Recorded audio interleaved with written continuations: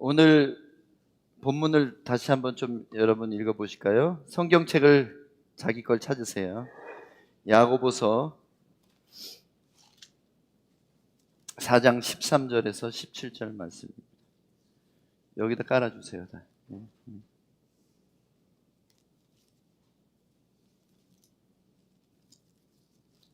야고보서 4장 13절에서 17절 말씀 같이 읽어보겠습니다. 들으라 너희 중에 말하기를 오늘이나 내일이나 우리가 어떤 도시에 가서 거기서 1년을 머물며 장사하여 이익을 보리라 하는 자들아, 내일 일을 너희가 알지 못하는도다. 너희 생명이 무엇이냐? 너희는 잠깐 보이다 없어지는 안개니라. 너희가 도리어 말하기를 주의 뜻이면 우리가 살기도 하고 이것이나 저것을 하리라 할 것이거늘 이제도 너희가 허탄한 자랑을 하니 그러한 자랑은 다 악한 것이라. 그러므로 사람이 선을 행할 줄 알고도 행하지 아니하면 죄니라. 아멘.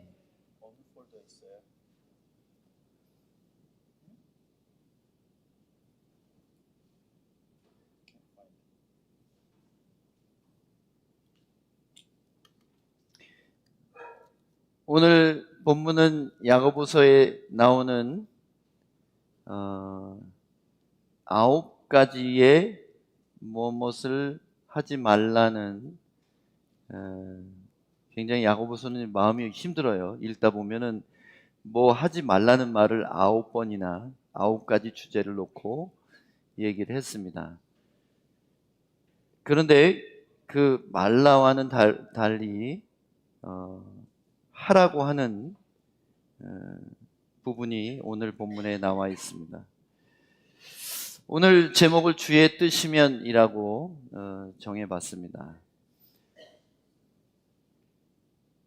인생의 계획을 세우는 사람들, 대부분의 사람들이 자기 계획을 세우고 살아갑니다.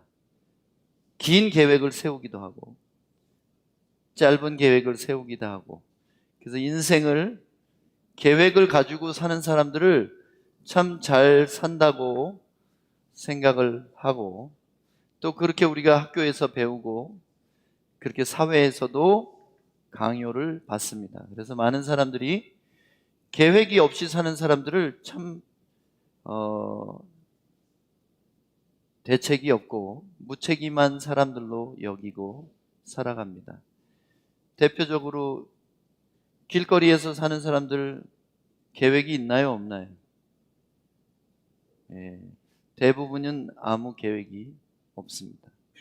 그저 오늘 살아남으면 되고, 나를 춥지 않게 하고 덥지 않게 만들 조그만 크랙 가루가 있으면 되는 거예요. 그래서 그 사람들은 참 어리석고 무책임하다고 생각을 합니다. 그래서 잘 배우고 치밀하게 자기 인생을 계획하여 살아가는 사람들이 사회 중심에 서게 되고, 그들이 인생을 잘 사는 것처럼 그렇게 생각할 수 있습니다. 이게 무슨 얘기일까요? 그럼 그렇게 계획하며 사는 인생이 잘 사는 것이 아니란 말입니까? 네, 오늘 본문은 그렇게 말하고 있습니다. 인생을 잘 계획하고 사는 것은 잘 사는 게 아닙니다. 어리석은 사람들은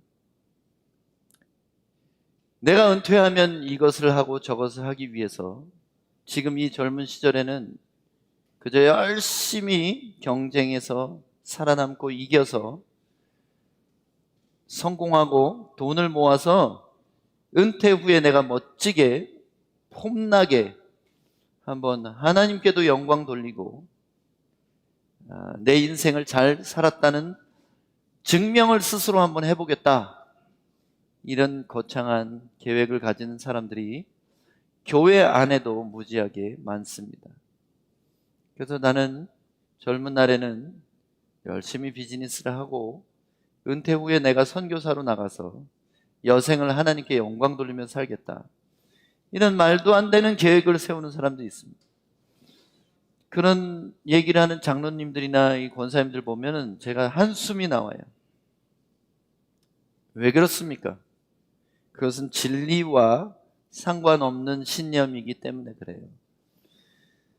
사람이 자기 걸음을 계획할지라도 그 길을 인도하시는 이는 여호와시니라. 여러분이 잘 아시는 잠언 말씀에도 사람이 길을 계획해도 그 길이 성취되거나 말거나를 정하시는 분은 따로 있다는 거예요. 왜냐하면 인간의 모든 계획은 한순간에 허무하게 될 수 있기 때문입니다. 여러분, 정말 1시간 후를 누가 100% 장담할 수 있겠습니까? 1시간 후에 내가 숨을 쉬고 있을지도 모르는 그것이 인생입니다. 여러분, 물리학에 관심이 좀 있으신가요? 관심이 하나도 없으시죠? 예. 대부분은 물리학하고 나는 아무 상관이 없다고 생각합니다만은 여러분이 생존하고 있는 이 우주가 물리학의 영역 안에 있는 것입니다. 대부분의 요즘의 물리학자들의 화두가 뭔지 아세요? 물리학자들이 말하고 있는 제일 관심이 크게 갖고 있는 영역들, 양자역학이라고 들어보셨어요? 양자역학. 제목은 들어보셨죠? 그리고 상대성 이론 이런 거 들어보셨어요? 그거는 좀 옛날 이론이기 때문에 요즘에는 촉근 이론이라는 게 있어요. 그래가지고 모든 만물이 끈으로 이루어졌다. 그게 뭔 소린지 잘 모르시면은 요즘에 유튜브 가지고 드라마 같은 거 이상한 것만 보지 말고 쉽게 설명해 주는 그 학자들이 아주 쉽게 설명하려고 애쓰는 그런 유튜브들이 있어요. 근데 아무리 쉽게 설명하려고 해도 이해가 되지 않습니다. 왜냐하면 우리는 그 문 밖에 있는 사람들이기 때문에 문외한이라 그래요. 문 밖에 있는 사람들. 그래서 문 안에서 뭔 일이 일어나는지 우리는 도저히 알 수가 없습니다. 근데 놀랍게도 지금 과학자들이 이구동성으로 말하고 있는 게 뭐냐면 우주가 현실이 아니라는 거예요. 우주가 현실이 아니라, 실체가 아니라는 거예요. 지구를 빈 공간이 없이 꽉 뭉치면 야구공만해진답니다. 그러면 블랙홀이 돼요. 지구가 뭐 대단한 것 같지만 이 엄청난 크기의 이 땅덩어리가 요만한 거예요. 실제로는. 나머지는 다 빈 공간이에요. 무슨 얘기를 하는 거냐면 뭔가 대단해 보이는 우주 만물도 사실은 하나님이 어쩌면 뭐 이만한 돌덩어리 하나로 만드셨을 수도 있어요. 이거를 깨트려서 빅뱅이라고 그러죠. 하나님께서 강력한 힘으로 우주의 핵심 물질을 분쇄하셨어요. 폭발시키셨어요. 그래서 지금 우리가 보는 모든 어마어마한 천체들과 행성들과 이런 것들이 생겨났다는 거예요. 그러면 하나님이 이걸 어떻게 하실 수 있을까요? 흩어놓으신 것을 모을 수 있을까요? 없을까요? 있으시죠. 이것이 우리 성경이 말하고 있는 결론이에요. 만물이 다 사라지고 하나님이 창조하실 새 하늘과 새 땅이 우리 눈앞에 펼쳐지게 될 것입니다. 하물며 그 야구공만한 실체 위에 존재하는 보이지도 않는 먼지 같은 우리 인생, 오늘 기도를 시편 103편을 해주셔서 얼마나 감사한지 모르겠어요. 시편 103편에는 그가 우리의 체질을 아시며 우리의 본질을 아시며 우리가 단지 먼지뿐임을 기억하심이로다. 하나님, 우리가 먼지만한 존재인 것을 기억하신대요. 그래서 불쌍히 여기신다는 거예요. 야, 먼지가 무슨 계획을 세우고 먼지가 무슨 10년 후 얘기를 한다. 참 신기하지만 불쌍하구나. 이게 하나님이 우리를 보시는 눈이에요.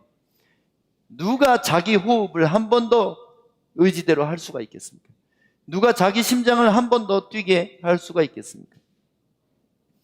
제가 2주 전에 주님께 갈 뻔했는데 수염이 긴 아브라함이 막 눈앞에 보이는데 계단을 다 올라왔어요. 그래서 이렇게 하이파이브를 하려고 그러는데 뒤에서 누가 끌어당겨. 보니까 우리 성도들이 중보기도를 엄청 하는 것 같아요. 그래서 거의 낙원에 들어갈 뻔하다가 돌아왔습니다.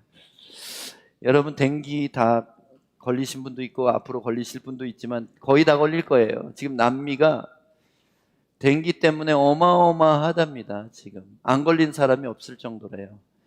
근데 댕기를 걸려서 진짜 위험한 사람들이 몇 퍼센트가 있는데 그 사람들은 피가 나오고 멈추지 않을 경우엔 죽을 수가 있다 그래요. 제가 그래서 일주일 동안 피를 흘렸습니다.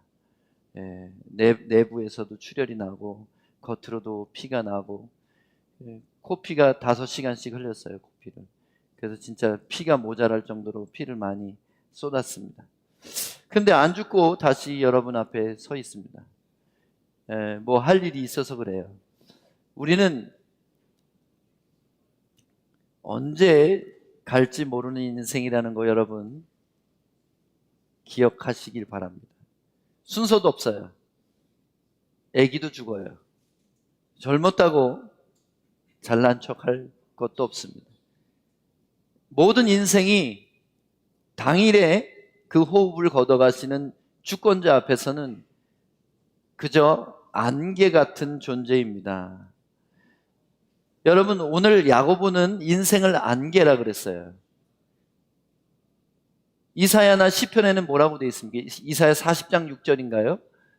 모든 육체는 풀이요 그 영화는 풀의 꽃과 같으니. 그래서 육체는 풀이라 그랬어요. 풀은 한철 있다가 시들어 버리는 겁니다. 그러니까 봄에 펴서 여름에 있다가 시들어 버리는 거죠. 몇 개월도 안 가요. 근데 인생을 육체를 풀이라고 했는데 오늘 야고보는 그보다 더 심합니다. 새벽에 뿌옇게 꼈다가 해가 뜨면은 사라지는 안개 같은 것을 인생이라고 말한다. 그래서 우리가 보이지만 실체가 없는 거예요. 안개 한번 만져보셨어요? 개는 개인데 만질 수 없는 개입니다. 안개. 그래서 안개라고 그러죠. 근데 안개를 이렇게 만져보세요. 뭐 있어요? 아무것도 없죠? 안개는 물방울이 눈에 잠깐 허옇게 보이는 것 뿐입니다. 그러면 우리 인생이 이렇게 허무하면 왜 살아야 됩니까? 왜 우리를 세상에 보내셨고 왜 우리를 살게 하고 계십니까? 여러분 요한복음에 보면 예수님이 오신 목적이 나옵니다. 생명의 떡이라고 자신을 소개하시면서 내가 세상에 온 것은 세상에 생명을 주기 위한 것이다. 그것은 나의 뜻이 아니라 나를 보내신 이의 뜻이다. 그러므로 나는 나의 뜻을 행하러 온 것이 아니라 나를 보내신 이의 뜻을 행하려 왔노라. 그의 뜻은 사람들이 나를 믿고 영원한 죽음을 보지 않고 그날에 다시 부활하는 것이다. 내게 오는 자를 내가 막지 않을 것이고 쫓아내지 않을 것이고 그들을 마지막 날에 다시 살리는 것이 내 아버지의 뜻이라 하셨습니다. 여러분, 예수님을 우리에게 주신 이유는 우리를 구원하실 뿐 아니라 우리가 인간으로서 도달해야 될 목표를 주심으로 예수를 따라 살아가게 하시려는 것이 예수님이 세상에 오신 목적이에요. 그러므로 인생을 잘 사는 것은 계획성 있게 성공하며 사는 것이 아니라 예수님을 알고 예수님을 따라가는 것이 그것이 허무한 인생을 의미 있게 만드는 유일한 길이라는 거예요. 자식들의 성공을 바라시죠? 자식들이 세상에서 성공할 수 있는 만큼 성공하라고 한번 해보세요. 그가 예수님을 믿지 않는다면 어떻게 되겠습니까? 여러분 세상에서 제일 성공한 게 누구예요? 대기업의 CEO입니까? 아니면 한 나라의 대통령입니까? 대통령 그까짓 거 5년도 안 가는 거 그렇게 쌍욕을 먹으면서 그 자리에 있으면서 돈이나 해먹고 끝나면 감옥 가는 거 대통령 아닙니까? 인간이 성공하면 그게 최고예요, 그게? 대기업의 CEO가 되는 거? 대기업의 CEO가 되면은 안 죽습니까? 하루에 8끼 먹어요? 그러면 더 빨리 갑니다. 문제가 뭐냐면, 인생의 진짜 문제는 뭐냐면, 주체와 목적이라는 거예요. 여러분 젊은이들도 여기 많이 있고, 여러분 인생을 꽤 많이 살아오신 권사님들이나 집사님들도 계십니다. 여러분 교회 다니면서 이걸 발견하지 못하면 여러분 헛산 거예요. 교회에서 아무리 많은 설교를 들어도 그 설교는 여러분을 도와드릴 수가 없는 겁니다.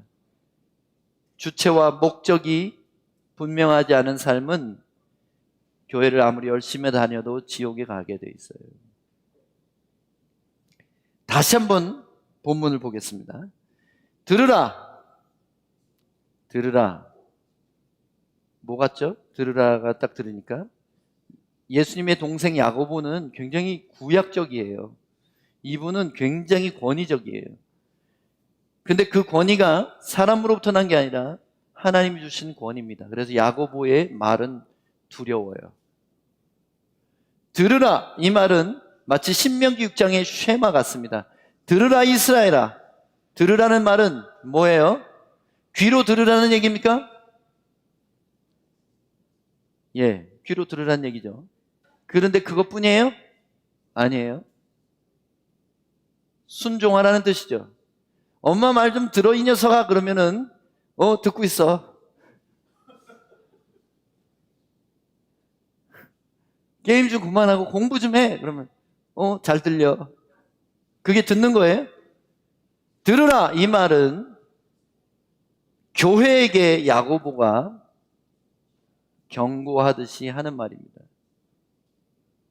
교회 다니는 너희들아, 너희들 중에 오늘이나 내일이나 우리가 어떤 도시에 가서 거기서 1년을 머물며 장사하여 이익을 보리라 하는 자들아. 이게 나빠요? 이 문장 자체가 어떻습니까? 이게 나쁜 일이에요?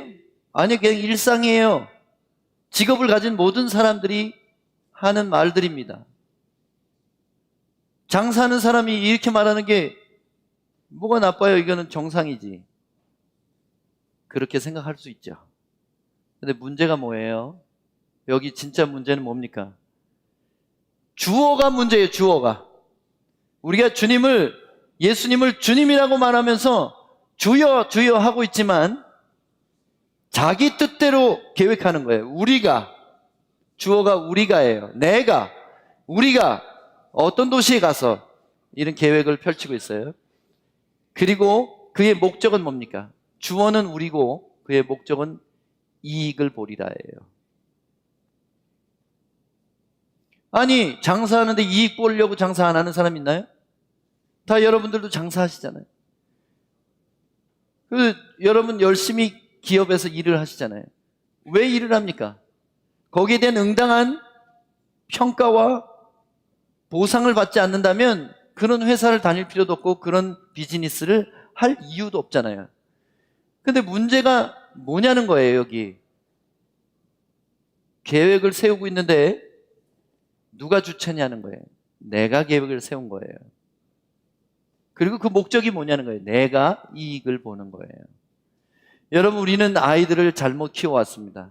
경쟁에서 이기라고 가르쳐왔고 다른 사람보다 우월한 자가 되라고 책망하고 공부해라고 노래 불렀어요.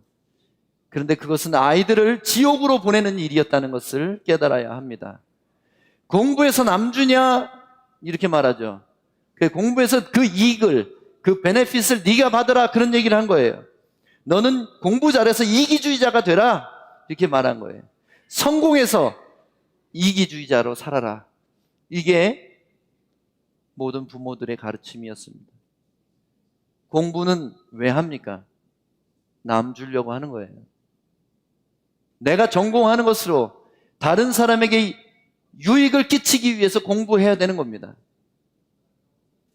남 주려고 공부 안 하기 때문에, 돈 벌려고 공부하기 때문에 세상이 사랑보다는 미움과 경쟁과 전쟁과 불행으로 가득 차 있는 것입니다.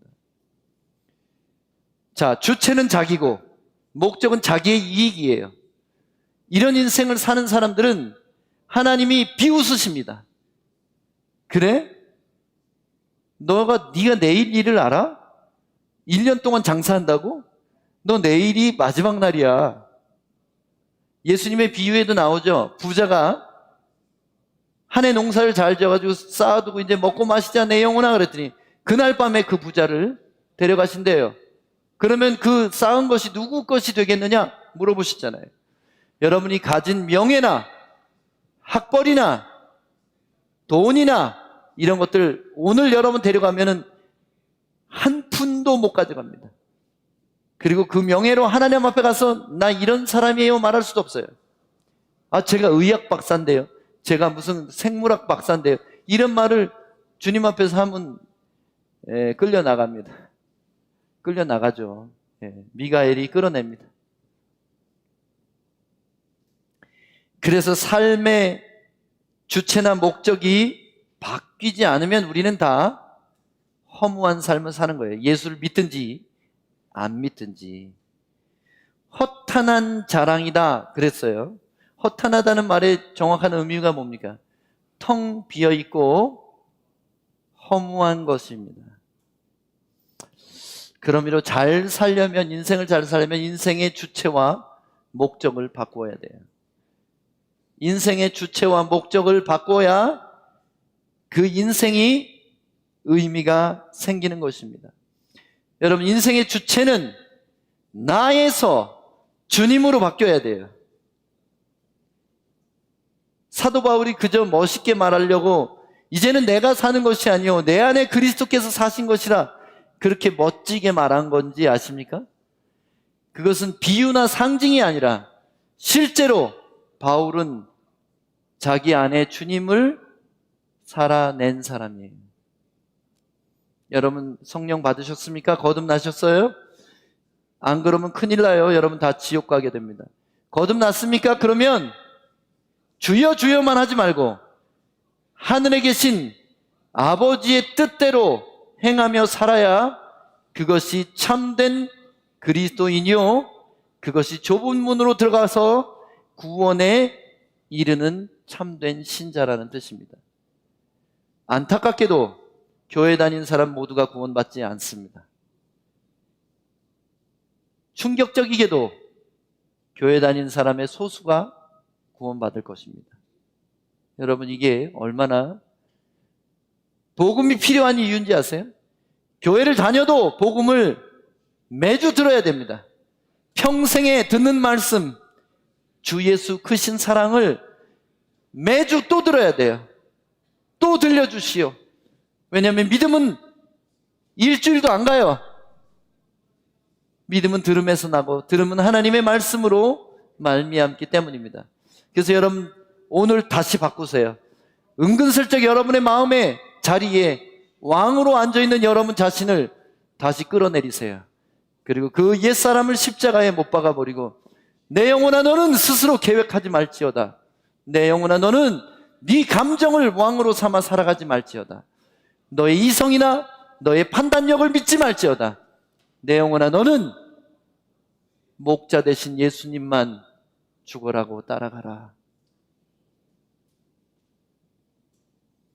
그래서 여러분 인생의 주어를 바꾸세요.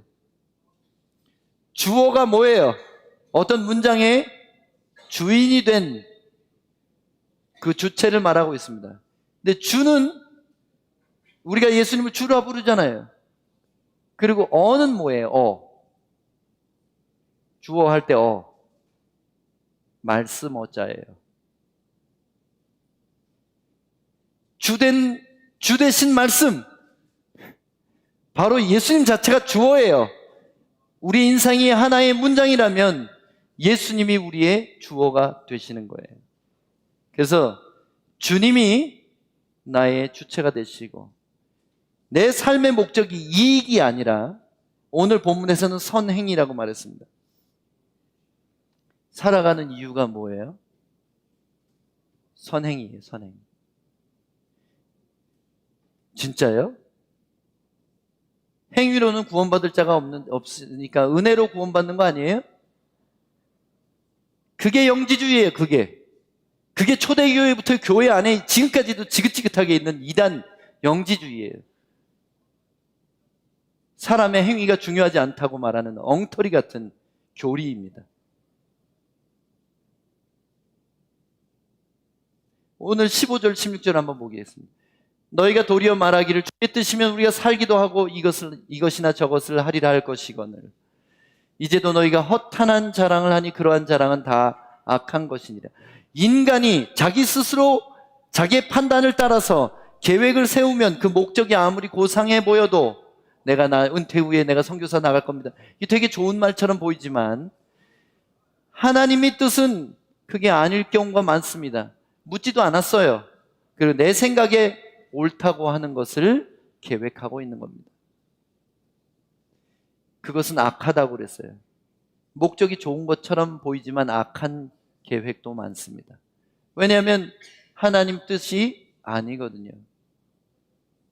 하나님은 지금 그 사람을 원하실 수도 있어요. 근데 나는 내 인생을 즐기고 내가 해볼 거 다 해보고 그리고 나서 내가 헌신하겠습니다. 그런 헌신을 안 받아요. 그런 헌신짝 같은 헌신을 받지 않으십니다. 그러므로 사람이 선을 행할 줄을 알고도 행하지 아니하면 죄니라. 이게 무슨 말일까요? 이 원어의 의미는 이것입니다. 네가 이미 알고 있는 선행을 하지 않는다면 너는 죄 짓고 있는 거야. 나는 아무것도 안 했는데요. 나쁜 일은 안 했는데요. 그리스도인에게 있어서 죄란 무엇인지 아세요? 그리스도인의 죄는 악행을 하는 것을 죄라고 하지 않습니다. 충격적이죠. 악행하는 것은 지옥 갈 자들의 죄예요. 예수를 믿은 사람의 죄는 뭐냐면 악행은 당연히 하지 말아야 돼요. 예수 믿는 사람이. 그런데 또 하나의 죄는 뭐냐면 주님의 뜻인 줄 알면서 순종하지 않는 것. 그것이 죄라는 거예요. 이것은 소극적인 죄지만 똑같이 심판받을 죄라는 것입니다. 여러분의 소유권은 어디에 있습니까? 너희 몸은 너희가 하나님께로부터 받은 바 너희 가운데 계신 성령의 전인 줄을 알지 못하느냐? 너희는 너희의 것이 아니라. 여러분의 몸을 마음대로 죄짓게 놔뒀다면 여러분의 몸에게 죄를 지은 것입니다. 주님께도 용서를 구하시고 여러분의 몸에게도 용서를 구하셔야 돼요. 얼마나 우리는 구원받았다고 하면서 우리 몸을 우리의 즐거움을 위하여 마음대로 쓰는지 모르겠습니다. 더 이상 운동화 끈도 스스로 묶지 못할 날이 모든 인간에게 옵니다. 더 이상 앉고 일어서는 것도 쉽지 않은 날이 올 것입니다. 더 이상 내 힘으로 숨을 쉬거나 숨을 들이마시지 못하는 순간이 옵니다. 어린 분들, 젊은 여러분들도 명심하세요. 늦기 전에 청년의 때에 누가 주인지를 정확하게 하세요. 그래야 여러분이 세우는 모든 계획이 그분의 능력으로 이루어지게 될 것이기 때문입니다. 만일 우리가 예수를 구주로 믿는다면 우리는 우리 자신의 인생 계획을 세울 권리 자체가 없어요. 아세요? 여러분 아세요? 우리 인생의 5년, 10년, 은퇴 후 이런 계획을 세우는 것 자체가 불법이에요. 왜냐하면 우리 주인께 허락을 받지 않고 그분의 뜻과 일치하는지를 묻지 않는다면 그것은 하나님이 미워하시는 행위가 될 수 있습니다. 나이가 들면서 저는 좀 긴장하지 않는 법을 배웠습니다. 그래서 누가 뭐 어떤 계획을 세우는데 엄청난 계획을 세우고 누가 또 저를 뭐 엄청나게 공격하고 뭐 이런 것들이 별로 긴장이 안 돼요. 왜 그런지 아세요? 제가 긴장하는 것은 딱 한 가지뿐이 없어요. 내가 주님의 뜻 안에 있나? 뜻 밖으로 벗어났나? 이거밖에 관심이 없어요. 왜냐하면 주님께서 세우지 않은 것은 다 무너질 것이요. 거긴 나도 포함되기 때문이에요. 누가 아무리 저를 비난해도, 그 사람이 아무리 세력이 강하다고 해도, 아무리 뭐 누구라 할지라도 주님이 세우지 않으시면 어느 순간 흔적도 없이 사라질 겁니다. 세상엔 그래요. 그게 대통령이어도 마찬가지예요. 하나님이 세우지 않으면 날아가요. 여러분, 한 가지만 기억하셔야 돼요. 이게 주님의 뜻인가? 이게 주님의 뜻인가? 예수 믿는 사람이 계속 긴장하고 있어야 될 유일한 것, 그게 바로 이거예요. 이것이 주님의 뜻인가? 첫 번째예요. 두 번째까지 있어요. 저가 모든 사람을 대신하여 죽으심은 산자들로 하여금 다시는 저희 자신을 위하여 살지 않고 오직 저희를 대신하여 죽었다가 다시 사신 자를 위하여 살게 하려 합니다. 예수 믿는 게 그렇게 간단한 게 아니에요. 예수 믿어서 나는 행복해졌다가 아니에요. 예수 믿는다는 것은 내가 더 이상 나 자신을 위해 살지 않는다는 것과 같습니다. 여기 이 말씀 보세요. 다시는 자기 자신을 위해 살지 않는 거예요. 제가 왜 선교사가 됐습니까? 이걸 깨달았기 때문이에요. 제가 28살에 선교사가 된 이유는, 그래서 30년 동안 제가 사역한 이유는 단 한 가지, 이것밖에 없어요. 내가 세우는 모든 계획은 헛되고 하나님이 뜻하신 것만 내 인생의 귀중한 가치를 가지는구나. 저는 여러분이 무엇을 하든지 주체가 예수님이기를 축복합니다. 그럼 예수를 위해 사는 게 뭐예요? 우리를 위해 죽었다 다시 사신 자를 위해 사는 게 뭐예요? 그게 오늘 본문의 끝에 나오죠? 뭐예요? 예수를 위해 사는 것은 뭡니까? 이미 우리가 듣고 알고 있는 선행을 하는 것. 이타적인 삶을 사는 것. 선행이라고 표현했지만 이것은 이타성을 얘기하고, 이타성이라고 설명하지만 그 핵심은 뭐예요? 사랑이라는 거예요. 우리의 삶의 목적이 뭐예요? 사랑입니다. 사랑. 왜 우리가 삶의 목적을 사랑으로 두어야지 되는지 아세요? 계명 중에 가장 큰 것이 하나님 사랑, 이웃 사랑입니다. 하나님 사랑, 이웃 사랑이 최고의 계명이에요. 그것을 이루기 위해 예수님이 오신 거예요. 그럼 하나님을 사랑하는 방법이 뭐예요? 그분의 뜻에 순종하는 것이죠. 이웃을 사랑하는 제일 큰 방법이 뭐예요? 그들을 유익하게 하는 겁니다. 가장 유익하게 하는 게 뭐예요? 영생을 선물해 주는 거예요. 예수 그리스도가 너희의 인생의 주인이라는 것을 내 삶을 통해서 보여주는 거예요. 나 자신조차 복종하지 않는 그 주님을 내가 말로 한다고 해서 그 사람이 믿을 수 있겠어요? 자기 자신조차 가지 않는 길을 가라고 말한다고 그 사람이 가겠냐고요. 어떤 사람이 뭔가에 목숨을 걸었다면 다른 사람들이 관심을 안 가질 수가 없죠. 세상에는 목숨이 하나뿐이기 때문에 사람들이 다 목숨을 위하여 무엇을 먹을 거 무엇을 마실 거 살아갑니다. 그런데 그 하나뿐인 목숨을 주저없이 주님께 드리는 사람이 있다면 사람들은 그 사람을 보고 뭔가 다르다고 느낄 것입니다. 여러분, 예수님께 목숨을 거셨습니까? 그분이 우리를 위하여 목숨을 거셨다면, 하나님의 아들이 그 귀한 목숨을 우리를 위하여 주셨다면, 우리가 그분께 목숨을 거는 것은 당연하고도 당연한 일입니다. 예수님의 뜻은 사랑뿐이에요. 새 계명을 주느니 서로 사랑하라. 그런데 내가 너희를 사랑한 방식으로 서로 사랑하라. 예수님이 우리를 사랑하는 방식은 자기 자신을 내어주고 죽기까지 사랑하고 희생하는 것입니다. 그러므로 사랑을 나타내는 것은 남의 유익을 구하는 선한 행실로 반드시 나타나게 되어 있습니다. 내 계획이 아니라 주님의 뜻을, 내 이익이 아니라 남의 유익을 구하는 선을 행하는 것, 이것이 인생을 가장 잘 사는 방법이에요. 인생을 가장 잘 사는 결과는 무엇입니까? 안개 같은 인생을 잘 살아내면 영생이 기다리고 있어요.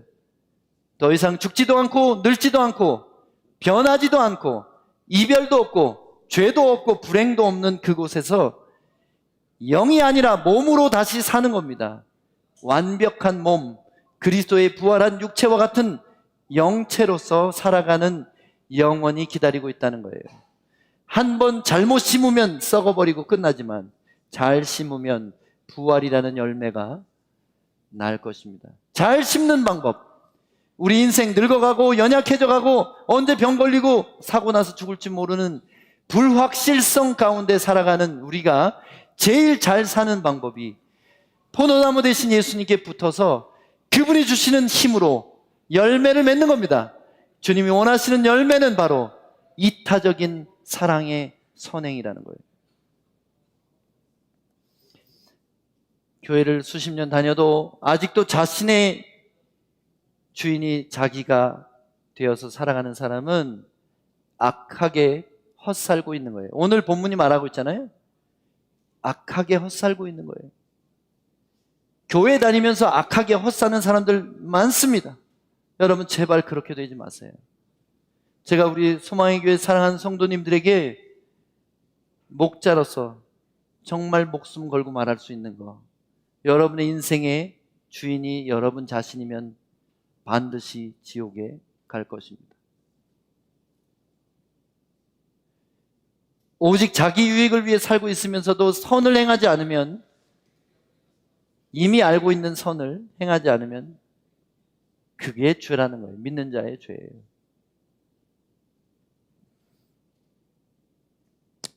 여러분 오늘 본문을 들으면서 또 혼나는구나, 또 무겁구나 이런 마음이 드십니까? 네. 평생 혼나야 돼요. 왠지 아세요? 우리 속 사람은 한 번만 혼 안 나면 또 은근슬쩍 지가 왕이 돼가지고 누구 미워하고 판단하고 앉았고, 앉기만 하면 남의 얘기하고, 그냥 시간만 좀 나면 음란한 생각이나 하고, 헛되고 헛된 것들로 눈과 귀를 채우고, 남이 뭘 가졌나, 뭘 먹고 사나, 그런 거, 나보다 더 잘나 보이고 잘 사는 사람들의 누리는 것에 부러움을 멈추지 못하고 있습니다. 여러분 제발 위를 보지 마시고 아래를 보시기 바랍니다. 거기에 예수님께서 계세요. 나보다 못 먹는 사람들을 보세요. 나보다 더 병약한 사람들, 나보다 더 고통받는 사람들을 봐야 비로소 예수님이 거기 계신 것을 알게 되는 것입니다. 여기 있는 내 형제들 중에 지극히 작은 자 하나에게 한 것이 곧 내게 한 것이라. 여러분이 사는 목적이 예수님을 사랑하는 것이라면 간단합니다. 지극히 작은 자 하나에게 사랑을 보여주는 겁니다. 사랑하지 않는 사람은 사랑이신 하나님을 만날 수 없습니다.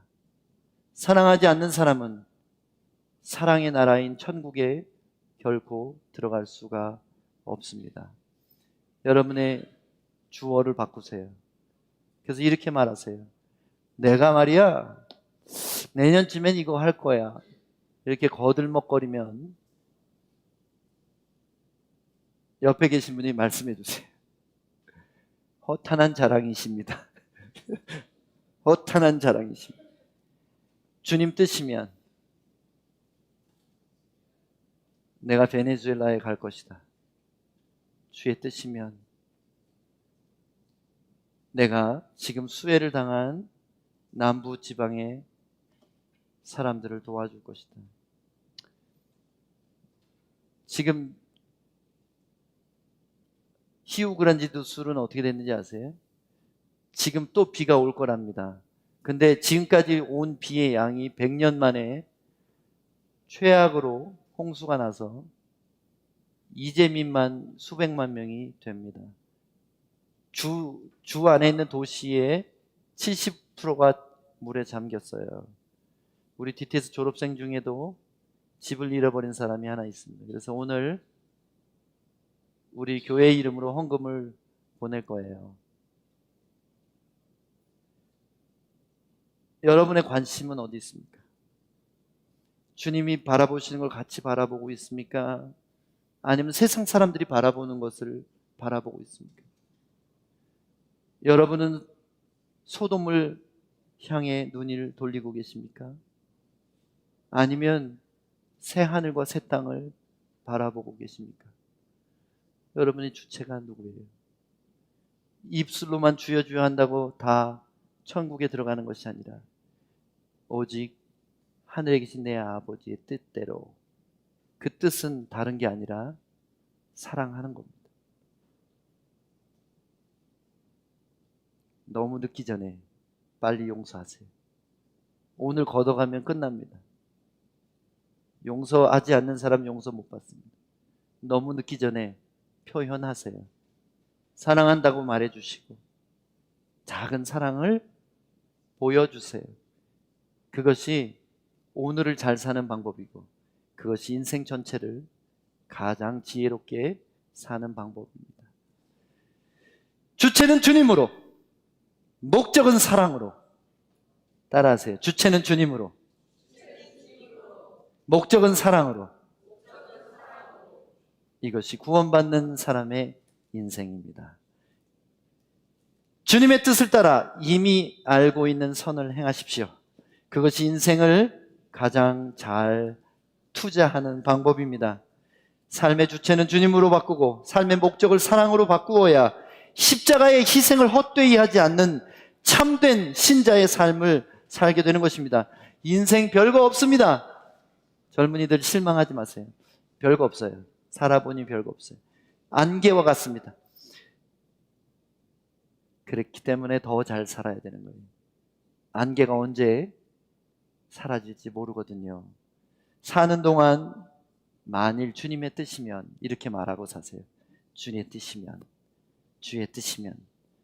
그리고 사랑할 기회를 놓치지 말고 오늘을 붙잡으세요. 오늘 여러분께서 그렇게 하시면 하나님께서 보좌 위에서 박수를 치실 것입니다. 그래, 너는 내 아들의 희생을 헛되이 하지 않았구나. 그래, 나는 너를 위하여 이 모든 것을 예비하였다. 하나님이 기뻐하시는 주의 뜻이면의 인생이 되시기를 예수님의 이름으로 축복합니다. 기도하겠습니다. 하나님 아버지, 사랑하는 우리 성도들이 주님의 뜻대로 사랑하며 살도록 오늘 이 말씀을 통하여 저들의 마음을 움직여 주시고 스스로를 볼 수 있게 하시고 겸손케 하시고, 그래서 주님이 기뻐하시는 아들, 딸들이 되게 해 주시옵소서. 예수님 이름으로 축복하며 기도합니다. 아멘.